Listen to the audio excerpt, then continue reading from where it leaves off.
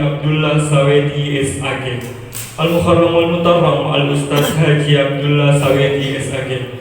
Berhubung beliau telah berada di tengah-tengah kita, mewakili seluruh jamaah dan pengurus mengucapkan banyak-banyak terima kasih.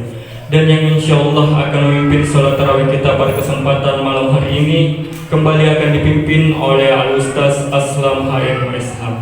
Itulah mungkin yang sempat kami sampaikan. Lebih dan kurangnya mohon dimaafkan. Hadanallahu wa iyyakum ajmain. Assalamualaikum warahmatullahi wabarakatuh. Kepada Ustaz dipersilakan dengan hormat. Bismillahirrahmanirrahim. Assalamualaikum warahmatullahi wabarakatuh. Waalaikumsalam. Alhamdulillahi rabbil alamin.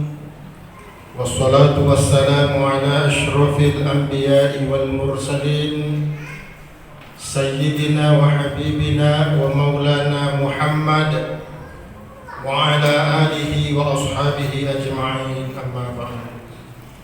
Bapak Ibu jemaah salat Isya dan Tarawih yang sama-sama dirahmati Allah, salah satu ciri yang dimiliki oleh hamba-hamba Allah yang beriman adalah idza dzukirallahu wajilat qulubuhum. Apabila disebut Allah maka gemetarlah hati mereka, dan karena gemetar hatinya lantas dia mengingat kepada Allah lantaran nama Allah disebut. Inilah yang mendorong mereka untuk melaksanakan perintah Allah dan menjauhi larangan-larangannya.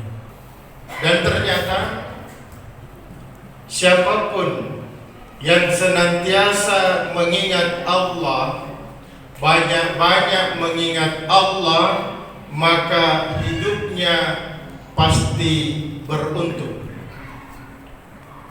Dalam Al-Quran di surah Al-Jumu'ah dikatakan wadhkurullaha katsira la'allakum tuflihun. Dan banyaklah mengingat Allah, niscaya kamu akan beruntung. Saya rasa kita semua hidup pasti menginginkan keberuntungan. Tidak ada orang yang hidup mau rugi, semuanya mau untung. Baru-baru ini banyaknya orang ambil keuntungan dengan langkanya minyak goreng. Banyaknya itu orang ambil keuntungan, pergi antrian, dapat harga murah, dijual mahal, untung bisa.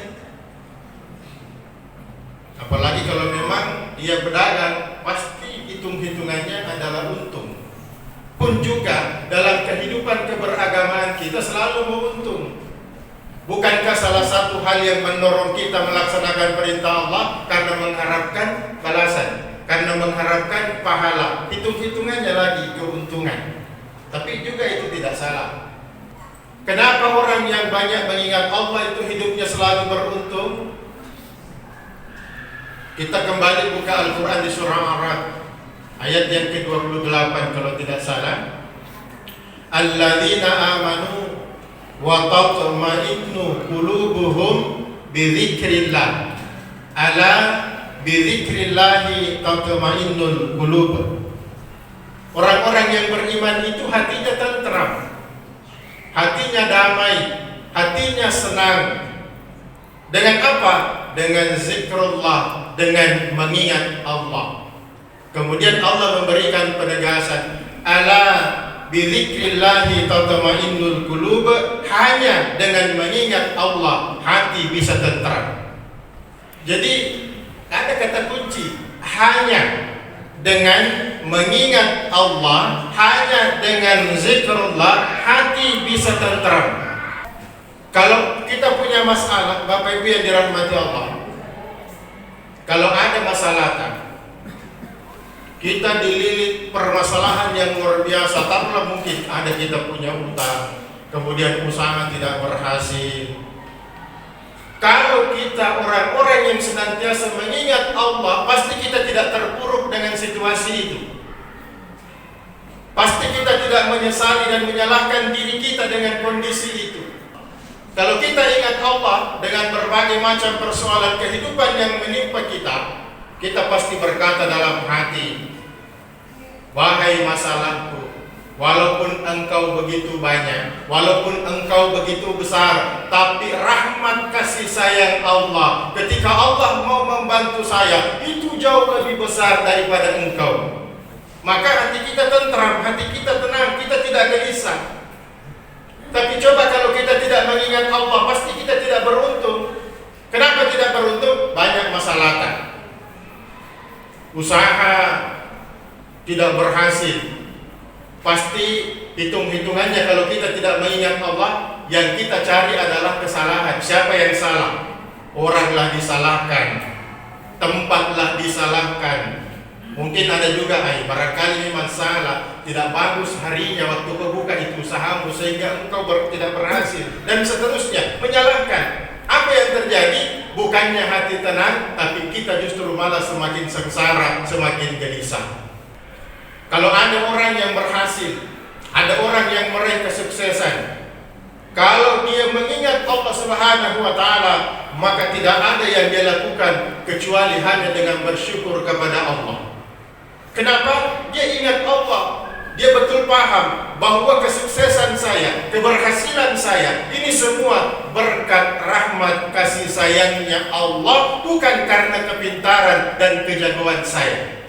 Coba kalau orang tidak ingat Allah ketika dia di puncak kesuksesan, bisnisnya berhasil, menjadi orang kaya raya, apa yang terjadi? Pasti sombong, angkuh, congkak, bangga diri. Apa dia bilang? Pure memantongas saya. Kalau tidak ingat Allah.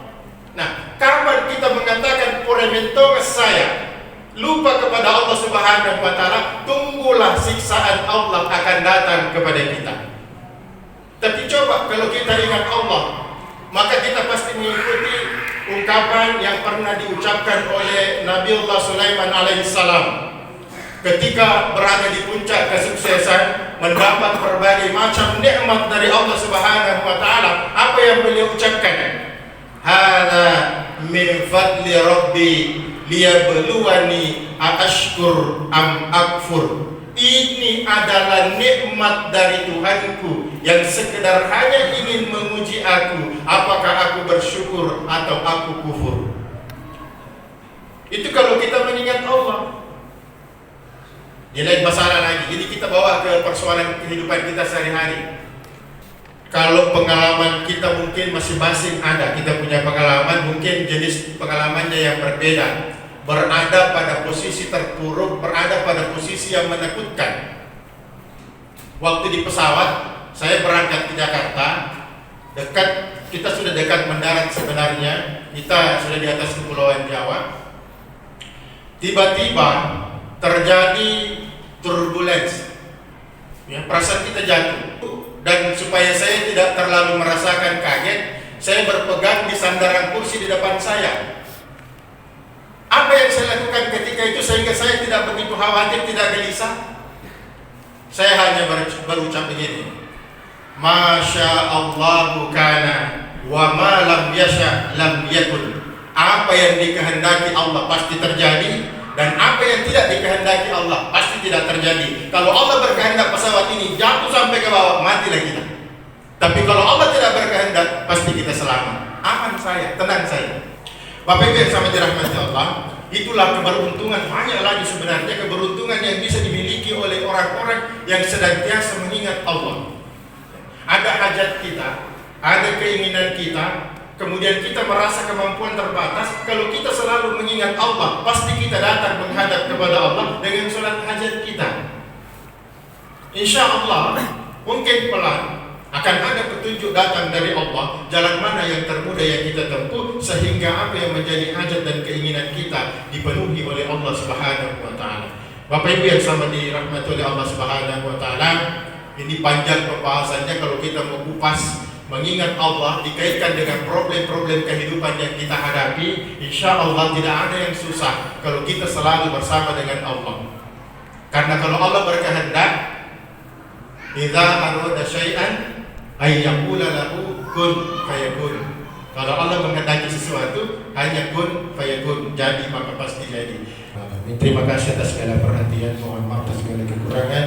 Wallahul muwaffiq ila aqwamit thoriq. Wassalamualaikum warahmatullahi wabarakatuh.